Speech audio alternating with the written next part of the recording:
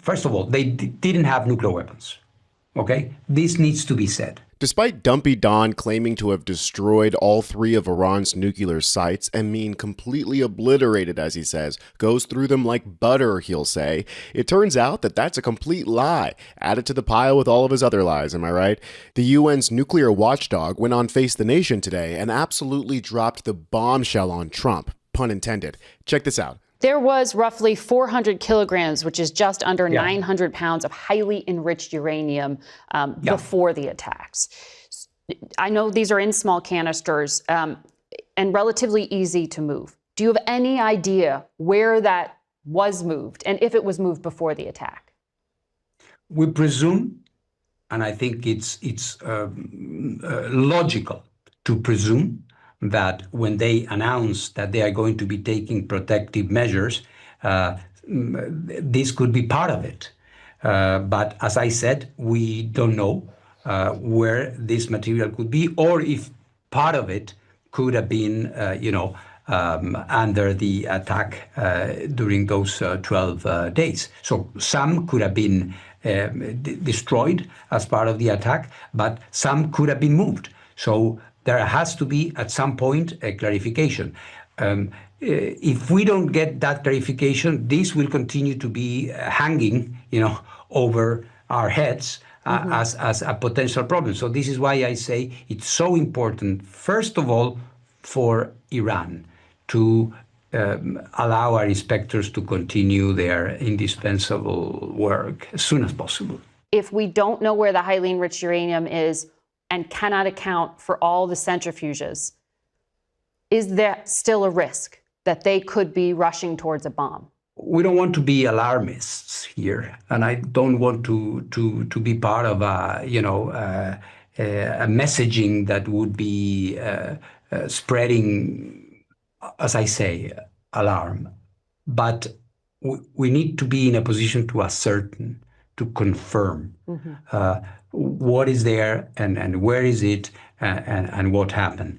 Iran had a very vast, ambitious program, and part of it may still be there. And if not, there is also the self-evident truth that the knowledge is there. Yeah. The industrial capacity is there. Iran is a very sophisticated country in terms of nuclear technology, as is obvious. So you cannot disinvent this. You cannot undo the knowledge that you have or the capacities that you have. It's a huge country, isn't it?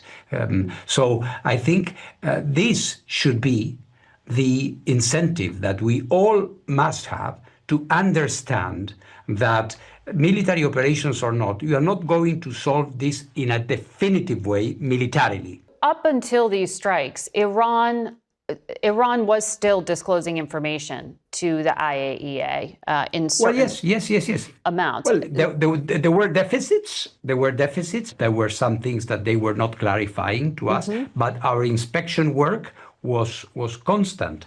In particular, in this sensitive area of the number of centrifuges and the amount of material, we had perfect view. We didn't have view on other things that we wanted to have, but on this one, it was complete. It was comprehensive, and of course, at the moment, there is nothing. Well, Iran wasn't keeping its stockpile of enriched uranium secret. What do you think it was intended for, and did you see anything that suggested they were looking to weaponize? They have all these capabilities, but for the agency, they first of all, they didn't have nuclear weapons. Okay? This needs to be said. The IAEA does not judge intentions. The IAEA looks at the activities of a country and reports it to the world. So it is countries that say, well, this is of concern or not. What we were concerning, what I was concerned about is that there were other things that were not clear. For example, we had found traces of uranium in some places in Iran, which were not the normal declared facilities. And we were asking for years, why did we find these traces of enriched uranium in place X, Y, or Z?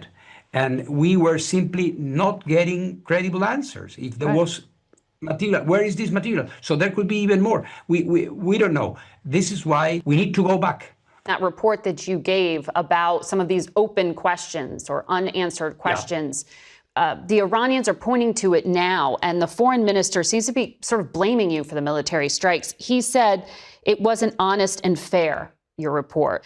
What do you make of those criticisms? The IAEA, as always, has had a very honest assessment of the situation. And there were many, I can assure you, there were many that were saying in your report, you must say that they have nuclear weapons or they are very close to have nuclear weapons. And we didn't.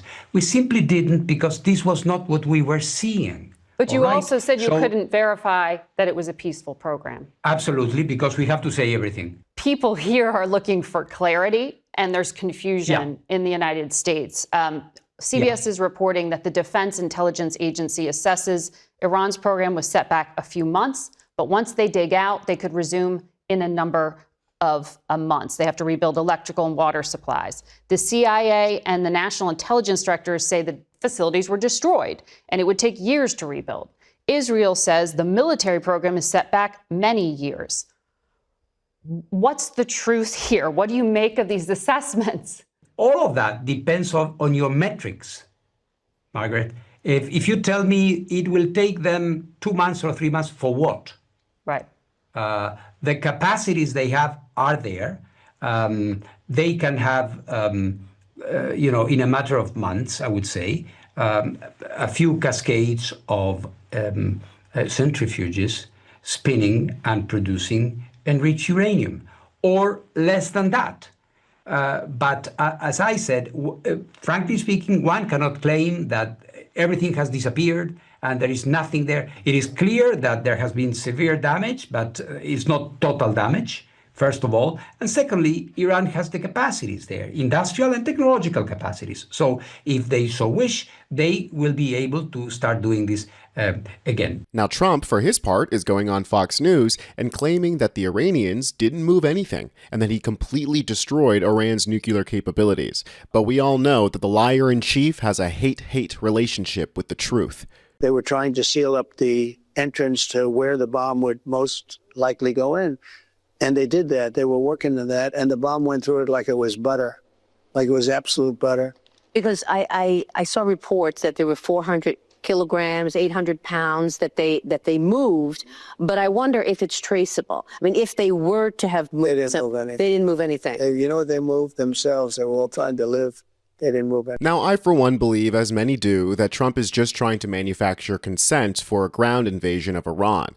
Despite the fact that such an invasion would lead to the deaths of thousands of Americans, that seems to be the way that we're headed, as protests continue to grow in Iran, with people chanting death to America because we keep targeting random civilians and scientists, in addition to already hating the United States for installing the Shah back in the 40s. Any reasonable person can see that war with Iran is untenable, unpopular, and maybe unwinnable. But Trump isn't exactly reasonable, and he's barely a person. I'm Tony Hinderman with Really American, and I'll catch you next time.